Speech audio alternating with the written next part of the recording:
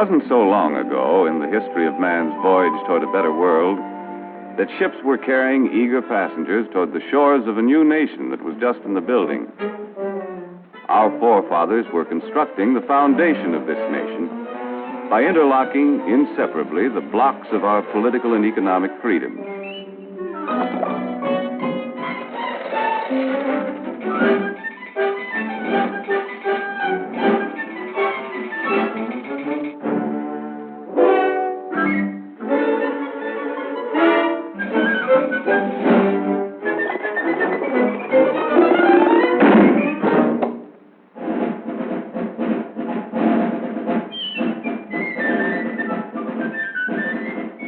Life our forefathers established on this foundation of freedoms drew people from the far corners of the earth, and all those who set foot on these shores had the opportunity to build a better life for themselves.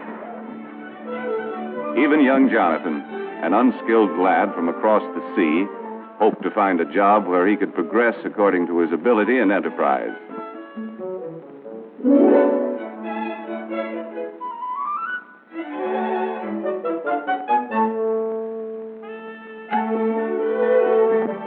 As the years passed, Jonathan's earnings increased. But he still felt that for a man of his skill, it was about time for another raise. Mr. Blessgravy, am I not the best crown rounder and brim trimmer in ye business? Mm-hmm. Then verily, methinks I am worth more moolah. That you are, Jonathan. I'm sorry, lad. No raise, Mr. Blessgravy? I quit. Sales and profits down. Phooey. I could run ye business better myself. Hey, why not? My own business. All you need's a little capital, a little push, and an idea. Yeah, an idea. Let's see. So I said to him, I wouldn't wear that hat to a dog fight. Why, there isn't a decent hat in the entire village. And such prices. Imagine paying that much for a poke bonnet. Why, it was an awful thing. Why not? Women's hats. My own business.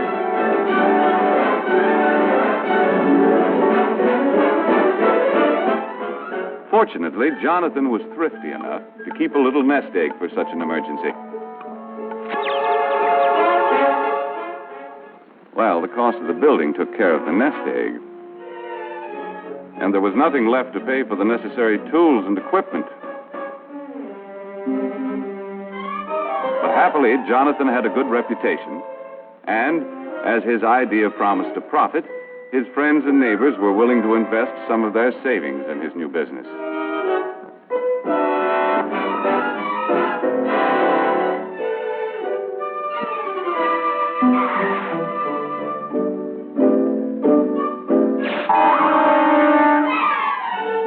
In the nick of time, an enterprising chap showed up with the raw materials to make hats. And before long, Jonathan was open for business. First, he had to advertise. Shop at Bonton, it's the spot. 12 new hat styles, that's a lot. Ladies, get that new hat thrill. 30 days to pay your bill. As an expert salesman, Jonathan demonstrated the superior style and quality of his product. He set a price for his creations that the consumer was willing to pay, and sales dollars poured in from satisfied customers. Jonathan had big dreams of the wonderful rewards of being in business for himself. But before he could buy what he wanted, his employees' wages had to be paid. He had to pay taxes.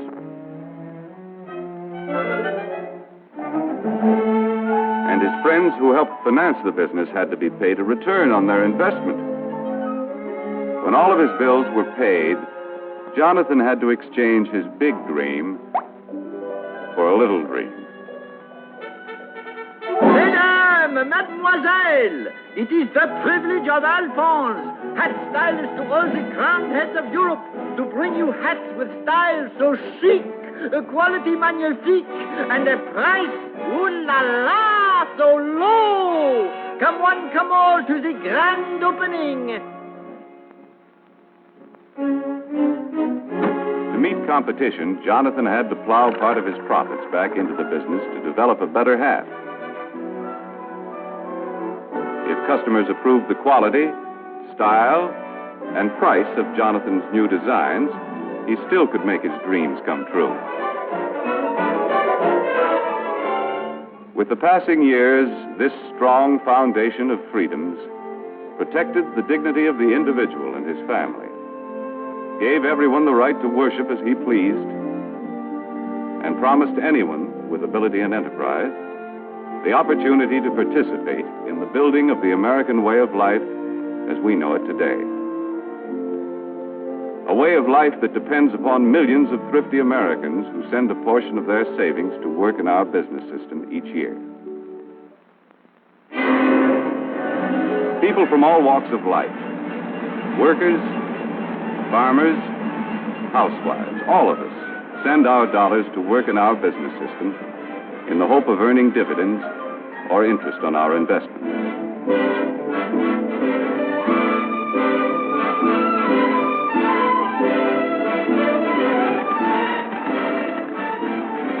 Anyone who has an insurance policy, a bank deposit, or a share of stock is helping to finance our business system. A constant stream of savings dollars must flow into big and small business each year. These dollars help to buy the land, the buildings, the tools and equipment, and create new job opportunities for our expanding population. The goods we produce are distributed to main streets all over the country. While the Main Street of today doesn't look much like the Main Street of Jonathan's time, the principles of our business system remain the same. For businessmen still compete with one another for the consumer's supply of spendable dollars. And Mrs. Consumer is still mighty critical of everything she buys. Uh-oh, competition.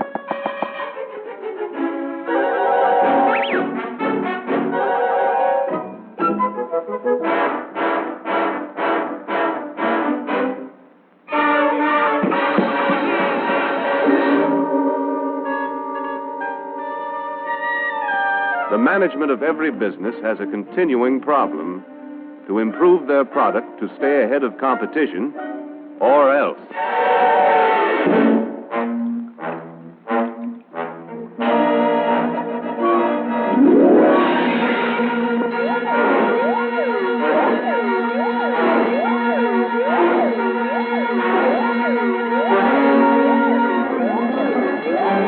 Okay, men, this is it. Quick Chill's got the ball. We've got to get it back. Give them that new product play. More style, better quality, new features, and at the right price. Hit the line, men. Let's go.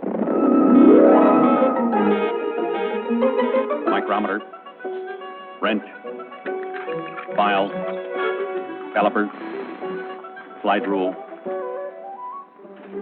In addition to creating a better product, management develops new tools and more efficient methods to help workers turn out more boxes to sell at a price Mrs. Consumer will pay.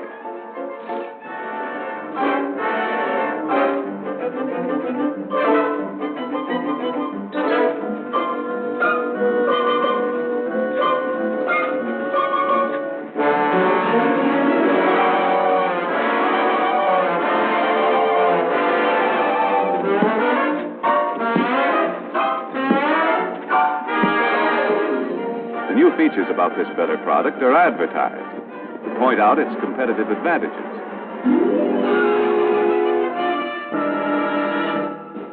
The Auto Magic Perma-Freeze, with plenty of room for groceries galore. The Auto Magic Perma-Freeze, with the super-duper store-o-matic door. Just press the button for your ice, a feature that is new, and extra space all over the place for other items too.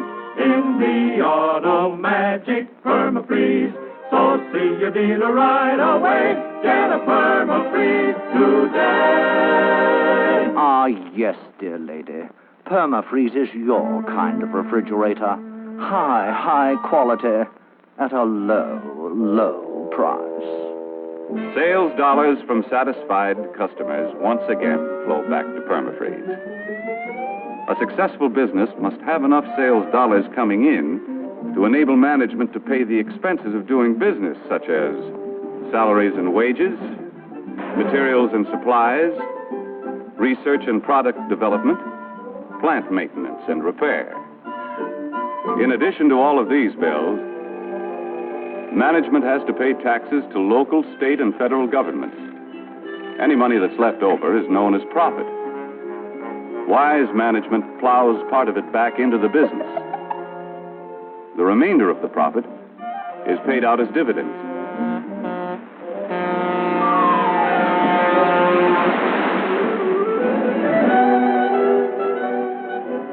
These dividends are sent back to investors as a reward for risking their savings in the American business system. Although occasionally some of us pick a lemon and have to take a loss. The constant investment of our savings through good times and bad has enabled our competitive business system to continue to increase the production of more and better goods to meet the demands of our rising population for a better standard of living. For example, it was only a little more than half a century ago that the average worker had only inefficient tools to help him turn out a product. Low production meant low wages. In 1900, many men had to work 10 hours a day, 6 days a week, to earn enough money to provide their families with the bare essentials. Hand labor was the rule in the home as well as the factory. In many families, the youngsters had to work to add their earnings to the family budget and forego the opportunity to get an education. And with most families in those days, the standard of living left much to be desired. A half-century later, we had invested enough in our business system to provide the average worker with efficient and expensive buildings and machinery to enable him to produce enough in a 40-hour week to earn twice as much as the 1900 worker earned in a 60-hour week. This shorter work week gives us all more leisure time to enjoy a standard of living beyond the wildest dreams of anyone who lived a half-century ago. The more we earn, the more our families have to spend for the things they need and want. Young people today have leisure time for fun and enjoy educational opportunities denied their fathers and grandfathers.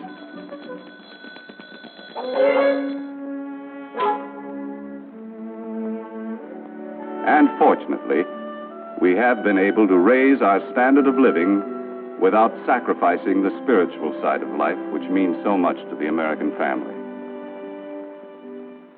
Our business system has continued to provide a better life for our increasing population, in spite of destructive forces which have pounded against our foundation of freedoms with no avail. However, wars, or the threat of wars, interrupt the normal operations of our competitive business system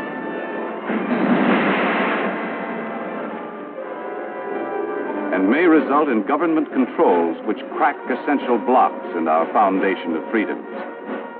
In World War II, wages were controlled. Many workers were frozen to their jobs. Farm prices were controlled. And profits of business were limited. Raw materials were allocated between essential and non-essential business. On Main Street, USA, many of us found less to buy because a good portion of our productive capacity went to the war effort. Prices were fixed, and the available supply of goods was rationed. In war emergencies, we allow government to restrict certain of our freedoms. But we Americans have learned to remove government controls as quickly as possible and to repair the blocks in the foundation of our freedoms to allow our business system to resume its normal operations. While we invest part of our savings to help finance the world's most efficient business system, at the same time we pay taxes to government to finance many kinds of services which also contribute to our way of life. For example, our taxes must provide the necessary funds to improve and expand our school system. Our taxes must be sufficient to pay for city streets, health, fire, and police protection, and, of course, aid to the needy.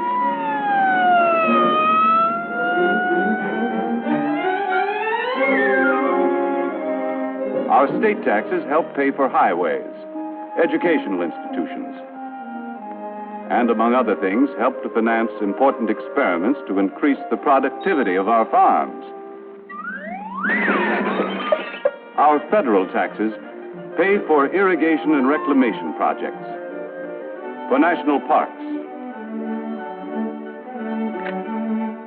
postal services, the Weather Bureau, and many other services.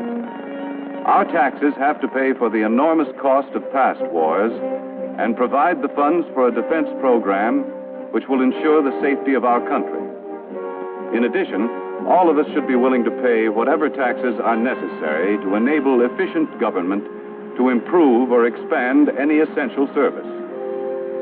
But with our present tax load, we should avoid pressuring government for any new services that aren't absolutely necessary. Because we all know the more our government provides, the more taxes it's forced to collect.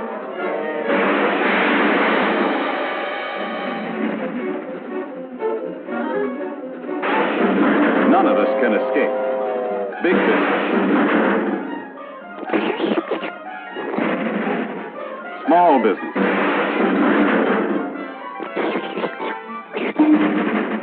farmers,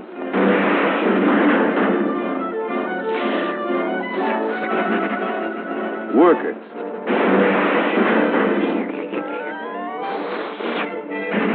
housewives, and all of us have to pay our share.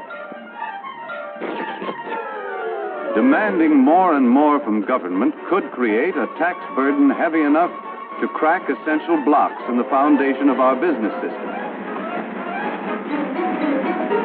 Therefore, we shouldn't let our taxes reach a point where they destroy our ability to save and invest. For, as we have seen, our rising standard of living depends upon a constant flow of savings dollars into our business system each year.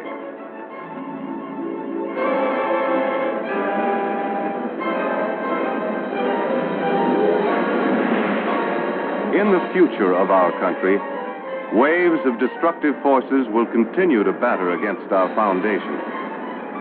When any force weakens the interlocked blocks of our political and economic freedoms, as good citizens, we must be quick to use the tools our Constitution gives us and repair any cracks that may appear. As long as we keep the foundation of our business system strong, we shall be able to maintain and improve the way of life our forefathers conceived and established. A way of life which gave everyone who came to this country the chance to progress according to his ability and enterprise. Like the youth of yesterday, the young people of today deserve the same opportunity to earn success and accomplishment. And on this foundation of freedoms, continue to build a better life for themselves and their fellow man in the world of tomorrow.